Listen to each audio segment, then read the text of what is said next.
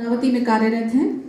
आप मराठी, हिंदी और अंग्रेजी तीनों भाषाओं में लेखन का कार्य करते हैं और आप लोक संस्कृति, आदिवासी संस्कृति और घुमंतुओं की भाषाओं में विशेष अभिरुचि रखते हैं। और आपकी 2 पुस्तकें प्रकाशित हुई है। एक घुमंतुओं पर है, भटके विमुक्त समाज, भाषा आणि संस्कृति, और दूसरी है सतपुड़ा के कोरकू आदिवासी। और वर्तमान में आप मध्य भारत की वाचिक परंपरा, गाथाओं, आख्यानों एवं लोक चित्रों पर कार्य कर रहे हैं। और आज सर का जो विषय है वो है ओतारी शिल्पकला। आमंत्रित है डॉक्टर श्री कृष्ण काकड़े। और मैंने अभी तक किसी को भी ये नहीं कहा कि कृपया समय का ध्यान रखें। मुझे लगा मेरे मन की बात को सभी प्रतिभागी समझेंगे, लेकिन मैं असफल रही। उम्मीद करती हूँ काकड़े जी मेरी भावना को समझेंगे। हाँ, 6 बजे तक बोलो तुम। यानी सब छूट गए और मैं ही पकड़ा गया।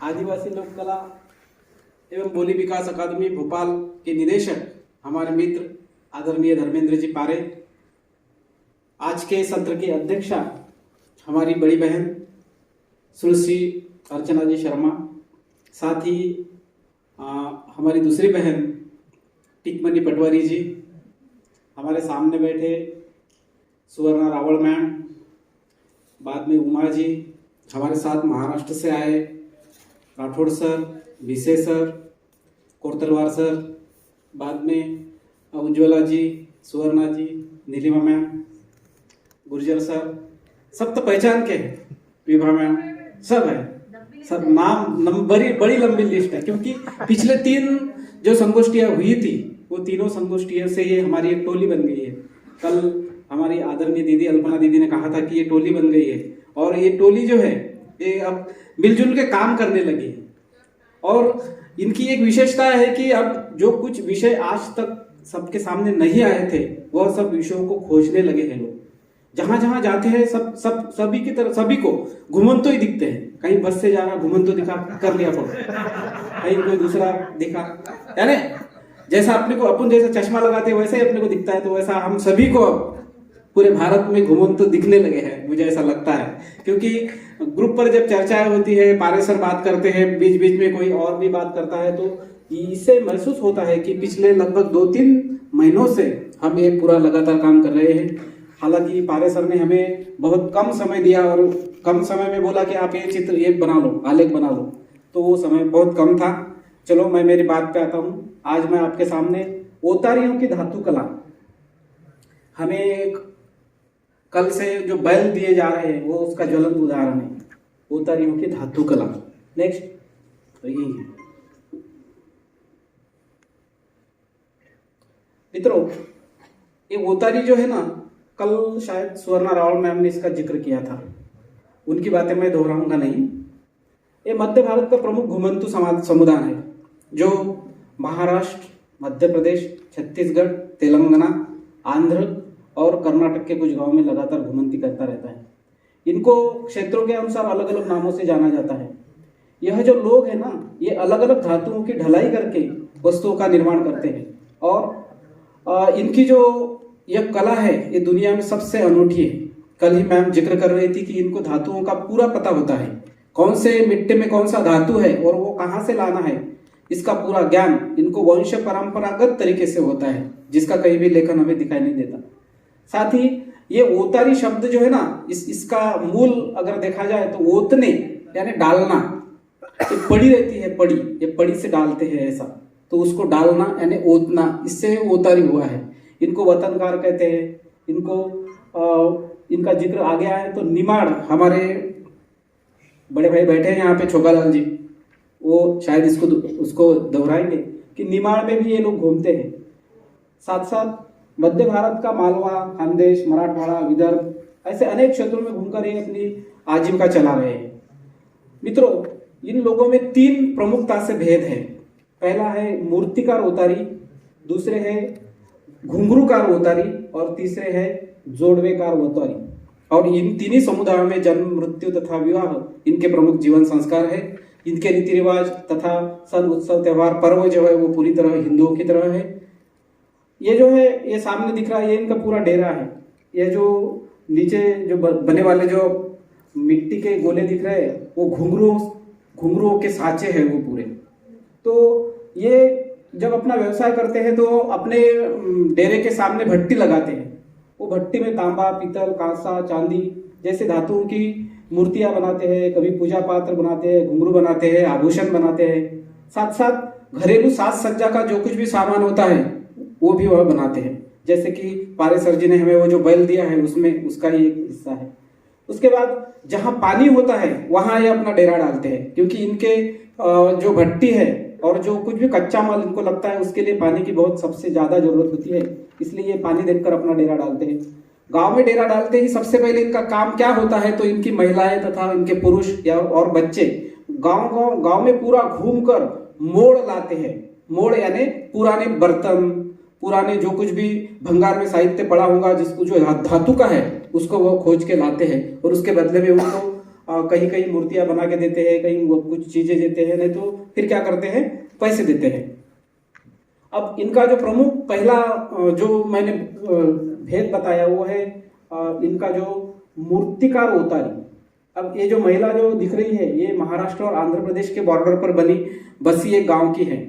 ये दो महिलाएं हैं जो मूर्तियां बनाने का काम अब विदर्भ में कर रहे हैं। इनके पास ये लकड़ियों के साँचे होते हैं और ये जो मिट्टी है ना ये बारीक रेत है, ये बहुत ही बारीक है। इनके पास साँचे हैं। यह जो है ये क्या कर लेते हैं, सबसे पहले वो जो खोखा है ना उसके अंदर इनके पास का जो साँचा होता है उसको ठूस ठूस कर वो अपनी रेत जो होती है वो बनाते हैं, उसका साँचा बनाते हैं। साँचा बनाने के बाद इनके पास जो मोड़ आती है उसको वो अपने भट्टी पर सबसे पहले उसका पूरा ये गलाया जाता है उसको, और गलाने के बाद वो पली से वो साँचे के अंदर डाला जाता है। और जब वो साँचा बनकर तैयार हो जाता है तो कल ही मैम जिक्र कर रही थी कि उसमें कहीं भी छेद नहीं आता, कहीं भी कोई कमी नहीं रह जाती। ऐसा पूरी प्रोसेस है वो पूरी। हम जब उनसे बात करते हैं क्यों और वो जब बनता है तो वो दिखने में अलग ही टाइप का होता है। उनकी भट्टी वो हाथे से हवा मार रहे, हवा घुमा रहे हैं, और ज्यादातर महिलाएं तथा पुरुष मिलजुल कर ये काम करते हैं। ये जो है ये 3 मूर्तियां जो दिख रही है ये साँचे के अंदर डाल रहे वो। हमारे मध्य भारत में जो कुछ भी देवताएं हैं जैसे कि विठ्ठल रुक्मिणी है, रामकृष्ण, हनुमान, गणपति, विष्णु, दुर्गा देवी, साथ ही डॉक्टर बाबा साहेब आम्बेडकर तथा गौतम बुद्ध, इनकी मूर्तियां भी ये लोग बनाते हैं। साथ में दिए बनाते हैं, समय बनाते हैं, पान, बाघ, शेर, हाथी, फुलदानियां, ऐसी सब चीजें यह लोग बनाते हैं। यह काम जो होता है यह बड़ा मेहनत का काम होता है, इसलिए पुरुषों के साथ कुटुंब के पूरे लोग इसमें लग जाते हैं और हर किसी का काम वो उसका रोल ठहरा है कि उसने क्या करना है। बच्चे ने पॉलिश करना है तो साँचे में उसको किसने डालना है, ये पूरे कुटुंब के लोगों ने अपनी अपनी बात वो पूरी कर लेते हैं। दूसरे हैं घुंघरू का रोतारी। ये घुंघरू जो बनते हैं ना उसके अलग अलग टाइप के घुंघरू है। ये जो सामने दिख रहा है ये पहले इसका पूरा प्रोसेस ऐसा होता है कि सर्पगृह जो होता है वो सर्पगृह से मिट्टी लाते हैं, उसको पूरा बारीक करते हैं, उसको छानते हैं, उसमें घोड़े का लीद मिलाया जाता है। उसके बाद में कढ़ाई में डामर जो रहता है, हम सड़कें जब बनते हैं डामर की, वो डामर उसको पूरा पिघलाया जाता है और पिघलाने के बाद उसकी नक्शी वो उस पे ऊपर उकेरी जाती है, पूरी बनाई जाती है। फिर उस गोले को और माटी से चिपकाया जाता है और उसके बाद उसको भट्टी में डाला जाता है। और जब उसका वो जो नोक रहता है उसको जब काटते हैं तो पूरा डामर निकल आता है गर्म भट्टी में। जब वो डामर निकल आता है तो उसमें वो पली से धातुओं का जो द्रव है वो उसमें डाल देते हैं और उस तरफ से आगे के वीडियो में वो आपको प्रोसेस में पूरी दिखाऊंगा। तो वो पूरा घुंघरू बन जाता है। अलग अलग टाइप के घुंघरू होते हैं। इनकी ये घुंघरू की विशेषता ऐसी है कि एक ही धातु से बना घुंघरू अलग अलग आवाज देता है। जब वो किसी नर्तिका के पाँव में बजता है तो आवाज अलग देता है, जब वो किसी बैल के गले में बजता है तो अलग आवाज देता है। यानी वो जो आवाज निकालने की जो परंपरागत कला है ये इनके पास होती है और इसके लिए वो क्या करते हैं, उनकी जो पारंपरिक तकनीक है उसका वो पूरी तरह से इस्तेमाल किया जाता है। उसमें वो घुंघरू का आकार, उसमें डाले जाने वाले छर्रे डालते हैं, वो होता है। तो वो हिसाब से वो होता है। उसके बाद जोड़वे का उतारी। ये महिलाएं जो पैरों के पाँव में जोड़वा पहनते हैं, वो जोड़वे से इसका नाम जोड़वे का उतारी हुआ है। ये आभूषण बनाते हैं, घरेलू साज सज्जा के सामान भी बनाते हैं, जिसमें बर्तन, कमर पट्टियां, पैरी, एठी, पहुंची, फुल्ली, कौड़ियों को ये गढ़ाते हैं और पुरुष तथा महिलाएं फिर गांव घूमकर इसको बेचते हैं। यह जो है ये मोड़ इसको बोला जाता है। अब आप 1 नंबर का वीडियो लगाइए। है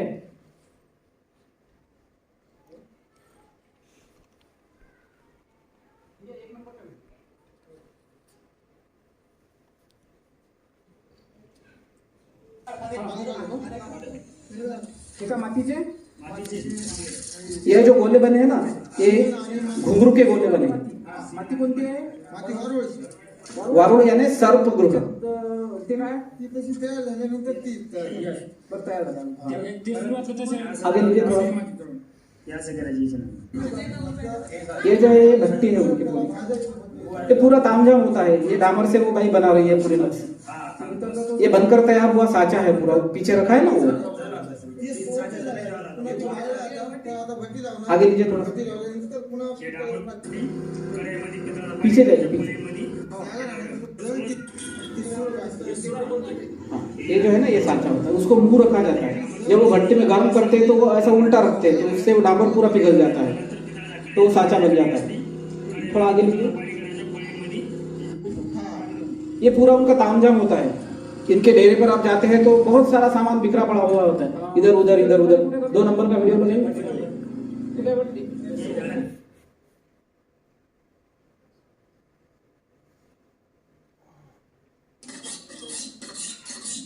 जब घुंघरू बनकर तैयार होता है, ये कागज से घासा जाता है।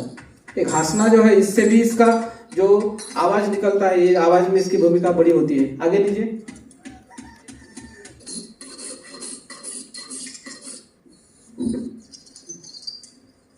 थोड़ा सा आगे।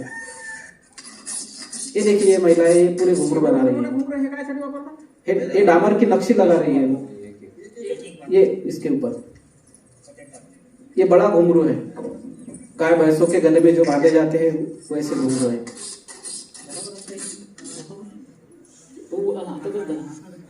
आगे लीजिए थोड़ा सा। ये जो है, ये कच्चे घुंघरू बन के तैयार हुए हैं भट्टी में। ये जो दिखा रहे हैं ना, ये फिर तोड़ते हैं हथौड़े से। ये चाल के घुंघरू है, जो नर्तकियां पाँव में पहनती है ना, वो घुंघरू है। ऐसे ठोके जाते हैं वो बनने के बाद।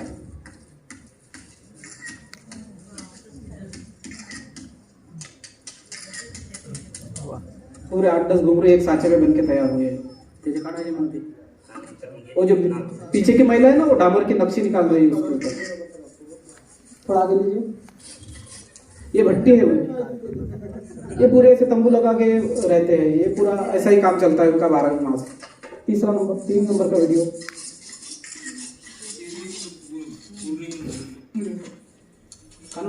आगे लीजिए थोड़ा। ये सांची और आगे। ये जो काम होता है, ये पूरे मेहनत और लगन का काम होता है। ये कभी भी कोताही नहीं बरती जाती। ये बारीक बारीक घुंघरू बन के तैयार हुए हैं। थोड़े आगे लीजिए।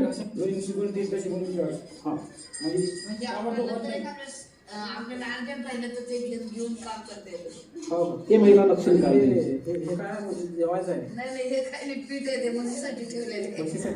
आगे लीजिए थोड़ा। ये मोड़ है यानी धातु के अलग जो भंगार में बेची जाती है, वो मोड़ है। ये खरीद के लाते हैं। बाद में ये घुंघरू ये पट्टियों पे लगाते हैं और इसको जाके मार्केट में बेचते हैं। ओके, ठीक है, कर लो। मेरे टिकमनी मैम ने मुझे 10 ही मिनट दिए थे, मैंने 12 ले लिए। आप सभी ने पूरी एकाग्रता से मुझे सुना, इसके लिए आपका बहुत बहुत धन्यवाद।